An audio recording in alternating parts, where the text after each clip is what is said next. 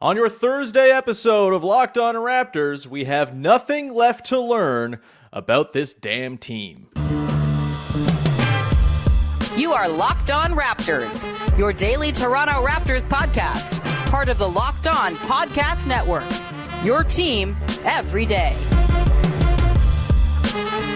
Hey, what's going on? Welcome to episode number 1333 of Locked On Raptors for Thursday, February the 2nd. RIP to Fred VanVleet and all of that. Happy Groundhog Day. I am your host, Sean Woodley. I've been covering the Toronto Raptors now for 9 seasons, and boy, has this been the worst one.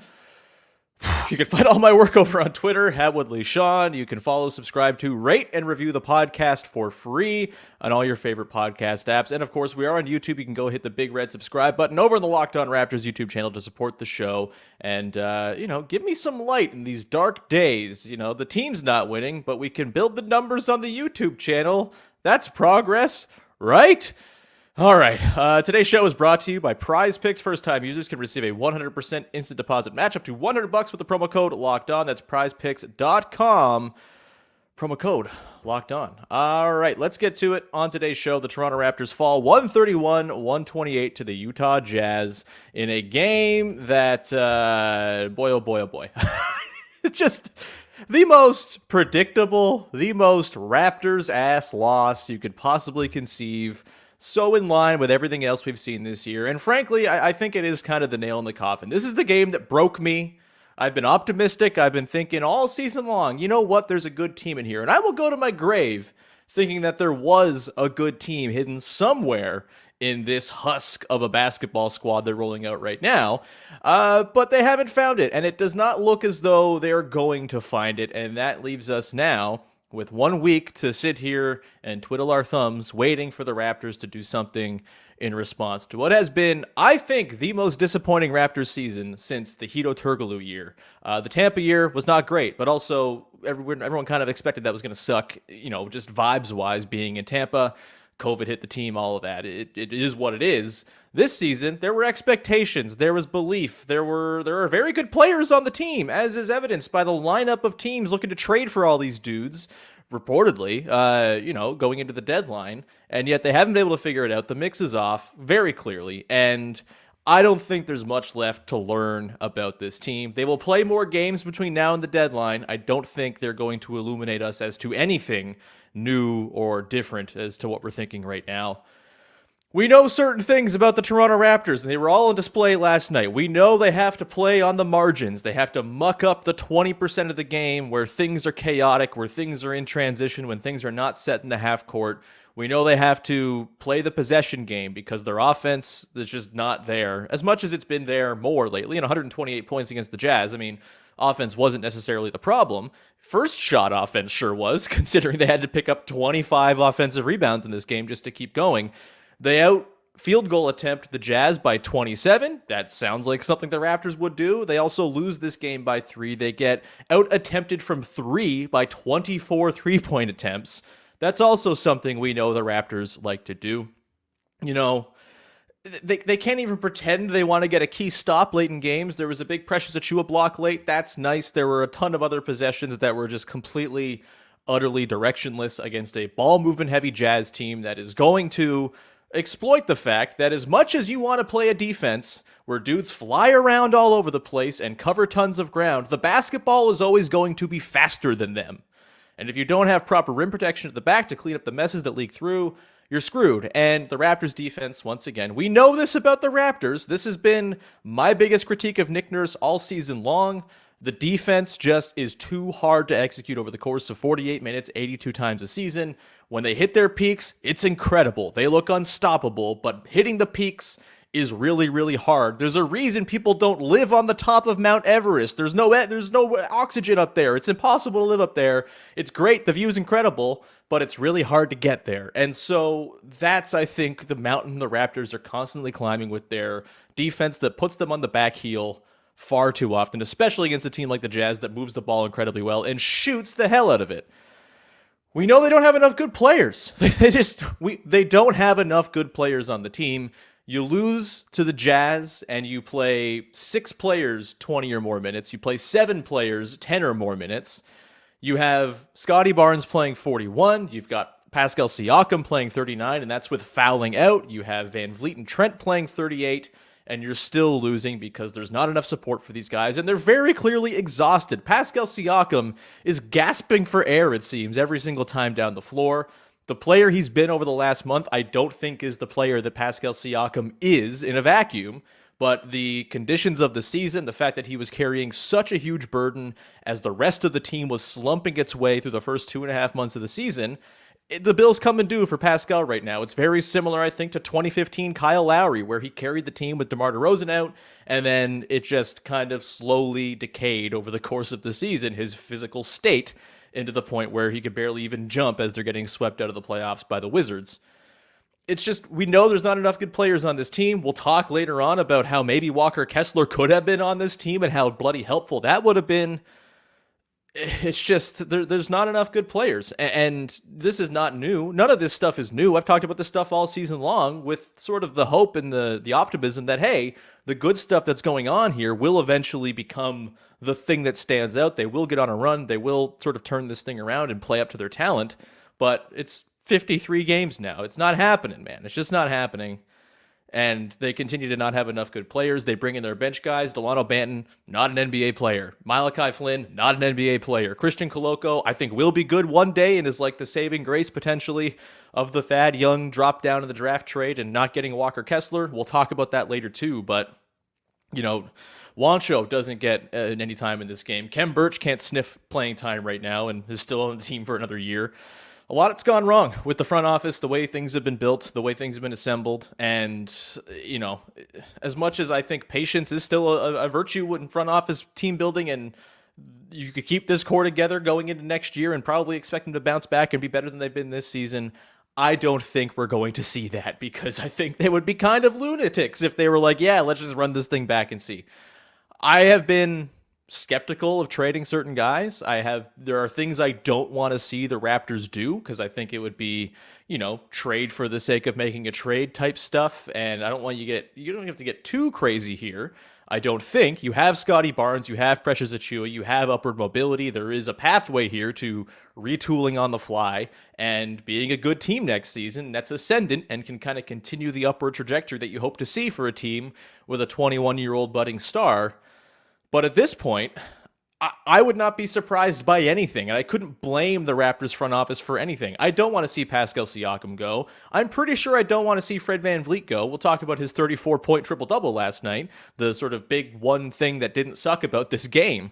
We'll get to that and the reasons for why I feel those things in the next segment, actually, as we dive into where I'm at just sort of on each of the main guys on the team trade-wise going into the next week or so here. But I don't think you could look at what's happened so far this year. Look at the lifelessness they're playing with. Look at the lack of ideas in terms of the coaching. You know, the coaching's a whole other thing that we can get into as well. And, you know, we've talked about it. I think Nick Nurse is a good coach. There should be room for growth and improvement and adaptation. But considering all that's happened, you could tell me any number of things happen in the next week, and I would not blame the Raptors front office for pulling the trigger. I might disagree with what they do, but I would not be surprised by anything that happens between now and February the 9th, except maybe if they do nothing, and that would be maybe surprising.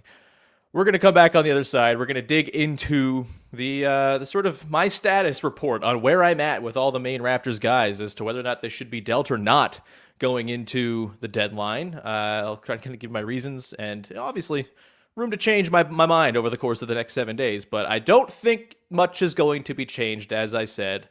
Last night was the nail in the coffin, man. That game broke me. This team stinks, and something's got to happen. We're going to come back to the other side to talk about what those somethings might be. Before we do that, however, got to tell you about our friends over at FanDuel. This year, the only app you need at your Super Bowl party is FanDuel, America's #1 sportsbook. I mean, you could probably have chicken wings and matzo sticks and stuff too, but FanDuel, that app is the #1, and they're really exciting. We're really excited to have them as our new sports betting partner for Locked On because they're the #1 sportsbook in America. And if you're new to FanDuel, that's even better because they have so many great features that make betting on sports fun and easy. Download FanDuel now. So you can bet Super Bowl 57 with a no-sweat first bet. You'll get up to $3,000 in bonus bets if your first bet doesn't win.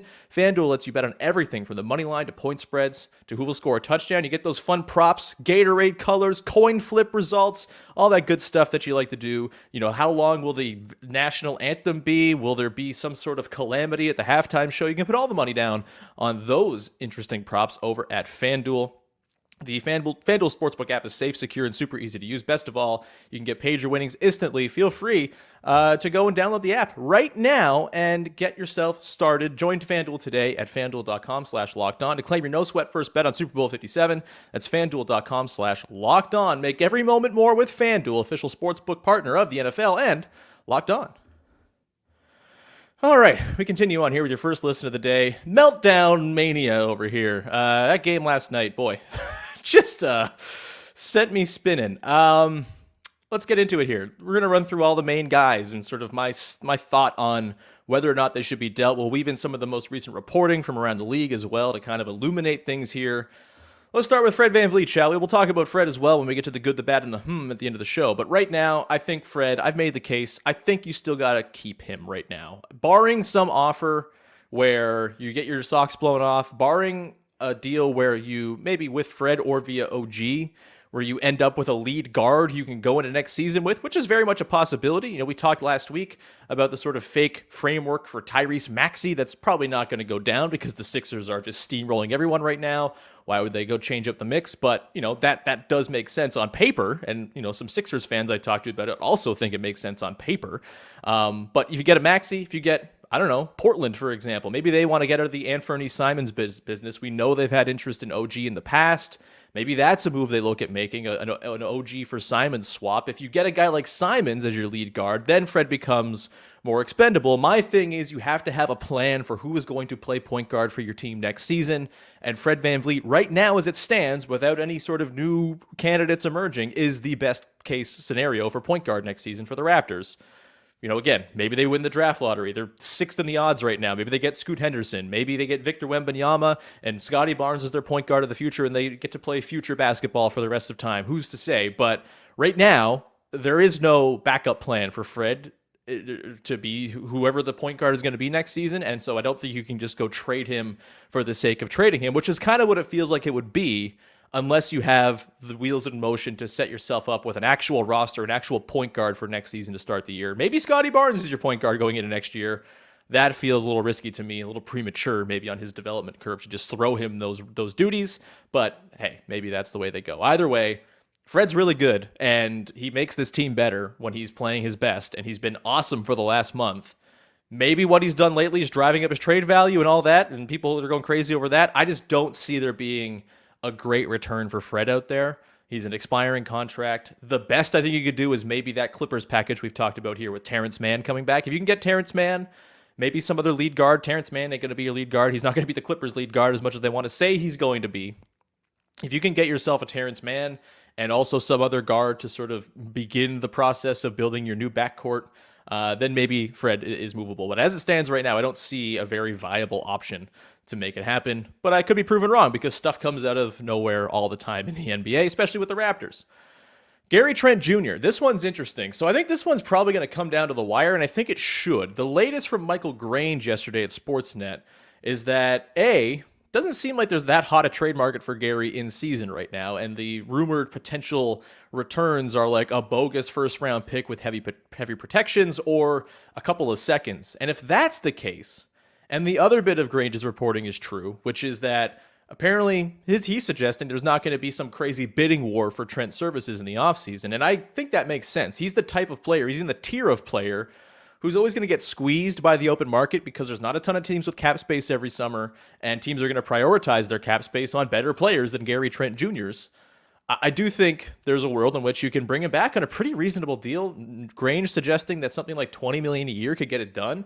If you can get Gary Trent Jr. for 4 years, $80 million, 100% you do that. I think that's a no-brainer to keep him. If you can get a better offer than 2 seconds before the deadline, sure, go ahead. But I think for me right now, as far as the asset management goes, I'm going to be a ghoul here, but as managing the asset goes, if you are not going to get a substantial return for Gary Trent Jr. and you think you can keep him, which the reporting is that there seems to be mutual interest on both sides, 4 years, $80 million for Gary Trent Jr. is a guy who fits wonderfully next to Pascal Siakam and Scotty Barnes in theory, and in practice, the numbers suggest those guys play well together too, and the offense is great when those three guys share the floor most of the time over the last 2 years. I think you got to just do it and say, you know what, Gary's the guy we keep here, and maybe that makes you more open to trading Fred. Maybe you trade one of Gary or Fred, but if Fred's going to get you the bigger return, maybe that's the move. OG. Let's get to OG here. I think you have to trade OG Anunoby at this point, which sucks to say. I love OG. He's excellent, but multiple factors at play here. This might be the time to strike while the iron's hot to get the biggest possible return you can get for OG Anunoby. And that's because contenders are out there potentially circling the waters. There's reports today from Chris Haynes on the This League Uncut podcast with Mark Stein that the Grizzlies don't want the Pelicans to get OG and the Pelicans don't want the Grizzlies to get OG. I'm spoiling what my is for later on, but that is what the is going to be. We'll talk about why there's a involved in that, but either way, that's going on. You have these teams that could be one OG away from winning a championship.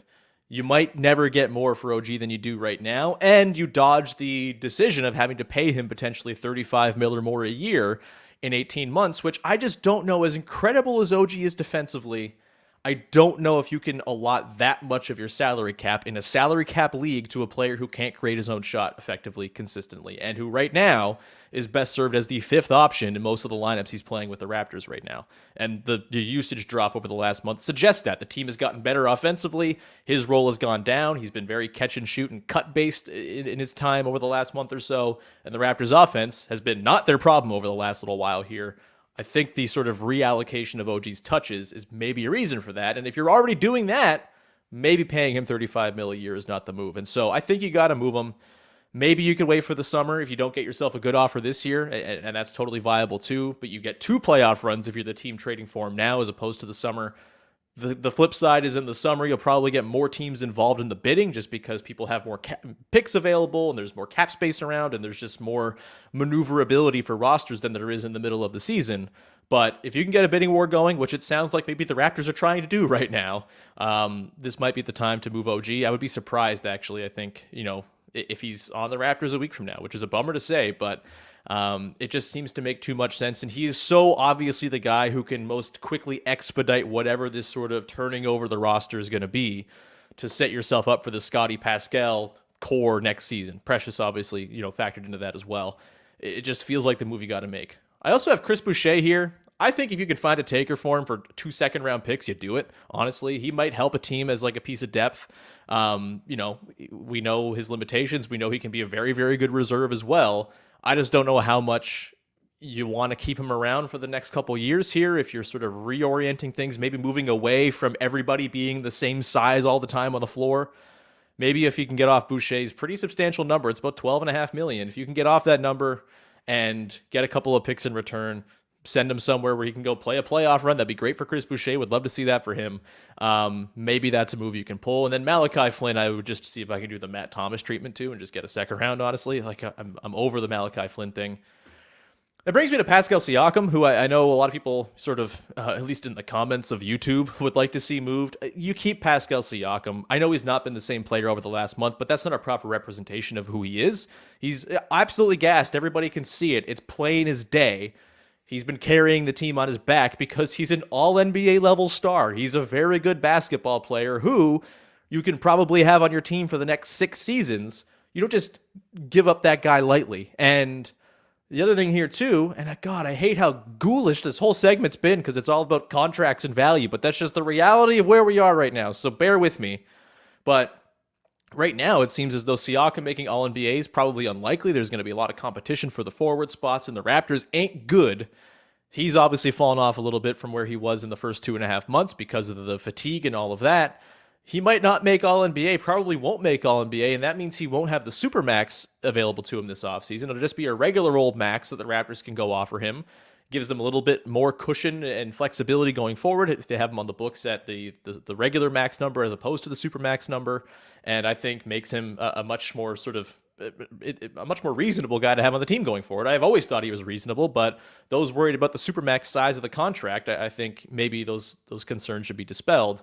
And I think he fits with Scotty Barnes really well. I think those two play wonderfully off of one another. You surround those guys with the right players, I think it can be a really damn good team. And as Scotty emerges into whatever we think Scotty's going to emerge into, Pascal can become that sort of second guy again. And I think that's his best role on a championship level team as a number 2. That's where you want him to be. This requires Scotty Barnes to get incredible, and maybe that doesn't happen, at which case, you're kind of spinning your wheels anyway, and everything is bad. But if you're still optimistic on Scotty, which I very much am, dude can get to his spots. Dude can, kind of take over a game whenever he wants to because he's so physically imposing. I think that's a lot of stuff to sort of lean your hopes on and not feel like it's too crazy to think he's going to be incredible one day. I think Pascal's a great running mate for him, and I would not move him. Just would not. And I think that's a really hard deal to pull off midseason as well. He's got a massive contract. The way you have to pull it off and sort of the stuff that would have to be exchanged, and you're probably not getting max value for him right now either. So I've just not a lot of teams can match up and get us Pascal Siakam under their cap and with proper salary matching and all that at the moment. So I don't see that happening. I don't think it should happen. The other guys, I could totally see every single one of the guys I talked about and more moved between now and a week's time. And again, like, I have my preferences, but also I think I'll probably just kind of let it all take me and let the wind take me where it goes, and I'll accept anything they do because I can't blame them for wanting change if that's in fact what's going to come here.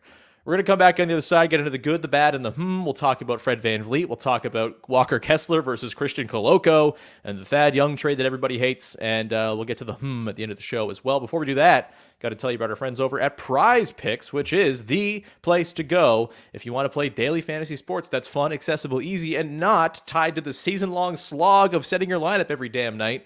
Prize Picks is amazing. You just pick 2 to 6 players on any entry and predict whether they're going to score more or less than the projections for whatever stat it is: points, rebounds, steals. It could be other sports as well. You can do cross sport with the NHL and MLB when the baseball season's on. You got women's basketball, women's college basketball, men's college basketball, Euro basketball. All the basketballs are right there for you, and to go and make your Prize Picks entries with. Entries can be made in 60 seconds or less. It's that easy, safe, and fast withdrawals as well. Currently operational in over 30 states and in Canada, in every province except for Ontario at the moment. Download the Prize Picks app or go to prizepicks.com to sign up and play daily fantasy sports. First-time users can receive a 100% instant deposit match up to $100 with the promo code Locked On. If you deposit $100, $100 is just going to appear to hang out with that $100 in your account, courtesy Prize Picks. That's a great deal. Don't forget to enter the promo code Locked On at sign up for an instant deposit match up to $100 with Prize Picks. All right, we've reached the good, the bad, and the way we round out every Raptors recap podcast. And light on the recap in this one because you guys know the story. You've seen it 1,000 times before this year. No need to go bit by bit through the chronology of this game. The good, we got to give some love to Fred VanVleet. It was very cool to see him carve up the Utah Jazz as he's wont to do. 34 points, 12 rebounds, 10 assists. He shot well in this game as well, 12 of 25. He's the reason they've hung around late in all of their losses on this road trip. I keep kicking my light here. Apologies to the YouTube people for the flashing lights. Either way, got distracted. Fred's been the reason they've hung into a lot of these games down the stretch on this road trip. The Warriors game, the Suns game, the game against the Jazz. Like, without Fred, these are complete, utter blowouts. And I know I said this a couple days ago, Fred being the reason you stay close as opposed to getting pasted. It's good for the net rating. I don't think it's good for anybody else's feelings or anything like that, but he's undeniably playing excellent.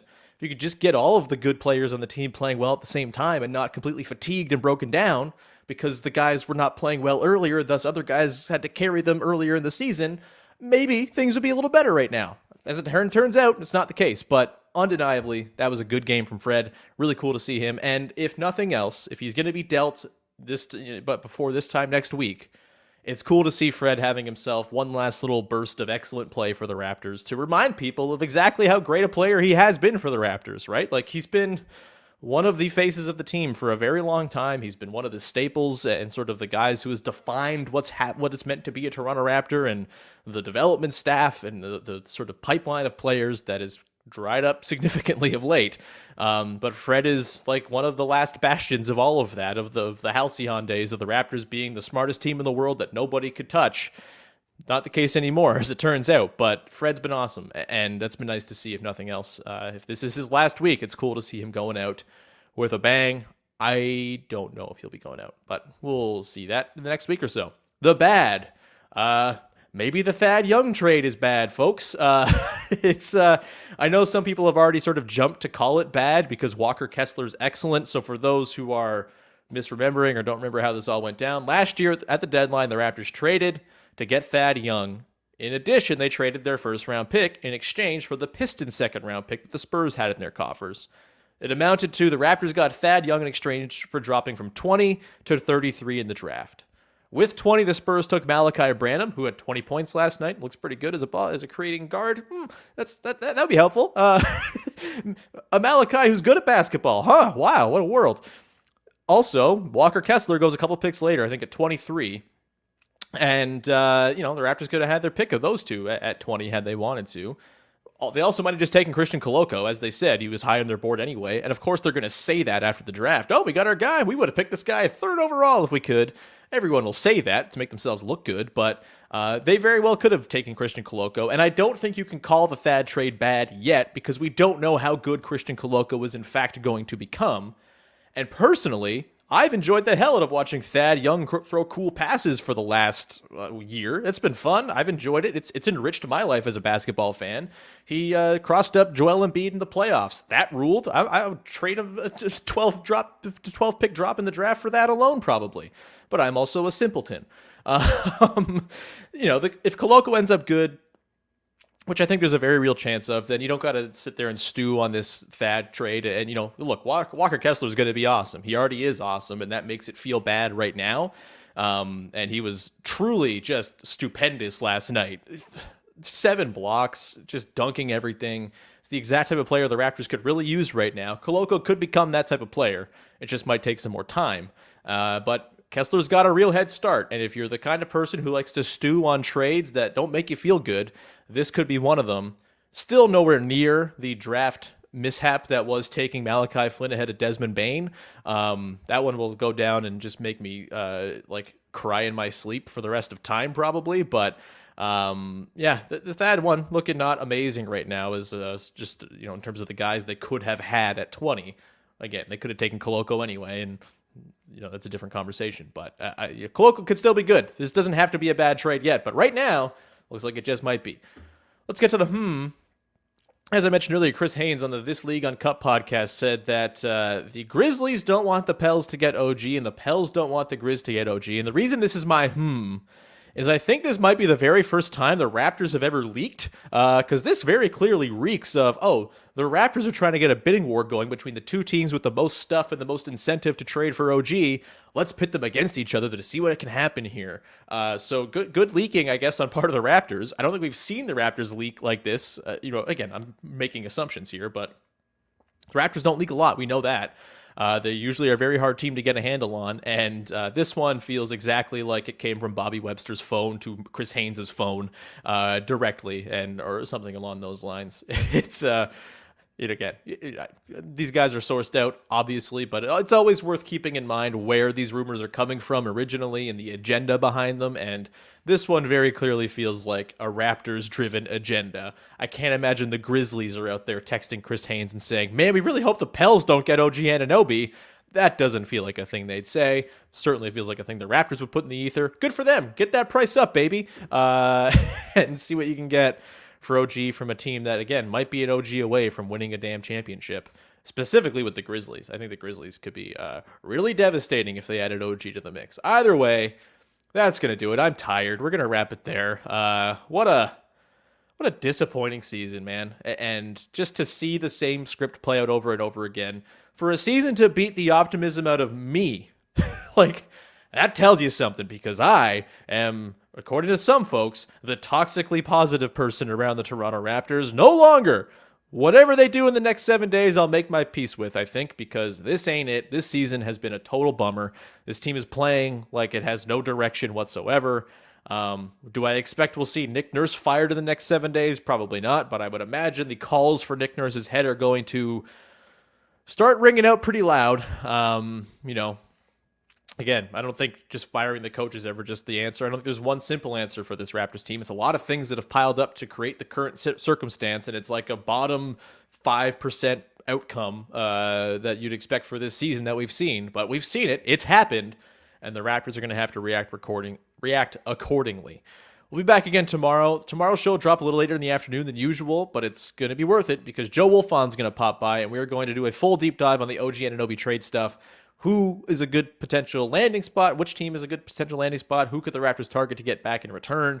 I'm sure we'll get into other bigger picture deadline stuff with the Raptors with Joe because we love talking to Joe, and Joe knows his stuff. We will get to that tomorrow. In the meantime, thank you so much for tuning in and making us your first listen of the day. Go make your second listen, Locked On Leafs, as they're a Toronto sports team that, while they're on a bye right now, are much more interesting and good than the Raptors are. So go get on the wagon, I suppose, as the Raptors season ain't going anywhere. There's no way the wagon's just sitting in the middle of a field, not hitched to anything. That's just kind of where the Raptors season is right now. It's Ryan getting dropped in a field by Dwight in the office. We're going to leave it there. Thank you so much. We'll talk to you again on Friday with Joe Wolfon. Again, later afternoon drop time. But until then, have a good one, everybody. Bye-bye.